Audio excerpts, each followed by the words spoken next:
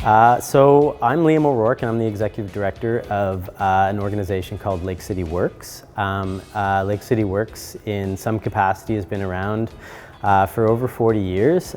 Most people know us through our flagship social enterprise, which is LakeCity Woodworkers. But we have a lot of other stuff going on here. So since I started here in 2017, we've launched a number of new social enterprises, LakeCity Plastics, where we're making outdoor furniture out of recycled single-use plastics. We also have a tiny home initiative where we've been raffling off tiny homes that we've built here, engaging youth in the community. We have an employment services department, which is supporting individuals living with mental illness to connect with employment in the community. And I guess that piece, that employment and service of the mental health community, is kind of core to everything that we do at Lake City. It's where we started to transport ourselves back 40 years ago. This was a therapeutic workshop for folks living with mental illness, and the social enterprise that you see around us here, the woodworking, grew from that, and then all of the other social enterprises grew from the expertise that we built in developing this enterprise. So yeah, in a nutshell, we are a social enterprise that supports folks living with mental illness through a whole bunch of different awesome little ventures.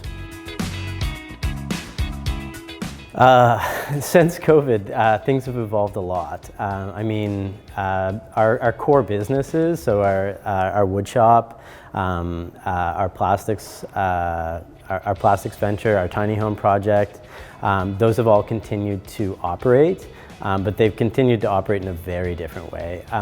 The way that our wood shop functions is that it's part, building beautiful furniture, but the reason we build beautiful furniture there is to provide opportunities to folks living with mental illness trying to get back onto their feet. And at the onset of COVID, we weren't able to open our doors to people. Specifically, weren't able to open our doors to our clients. So that meant that in order to have a place for our clients to come back to, we needed to maintain an operation that was built around this whole notion of support. So we spent the better part of 3 weeks, a month, figuring out how that would look, how we could keep things going, and we did.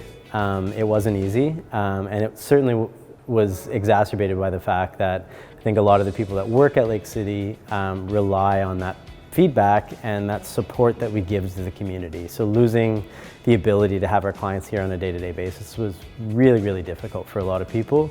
But we made it through, and I think it was August 10th that we opened the doors back up to the clientele of Lake City. And we've been just working with I don't want to say restrictions, but the guidelines from public health to make sure that we keep our clients safe, keep our customers safe, and keep our operation rolling.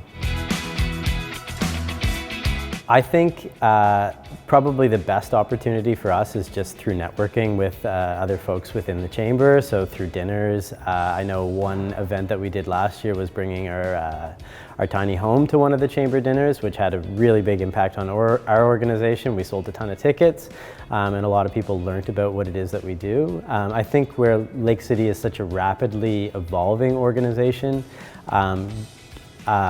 making sure that we're out there networking on a regular basis to keep people up to speed on what we're doing is just imperative, and the Chamber is just an incredible resource to do that.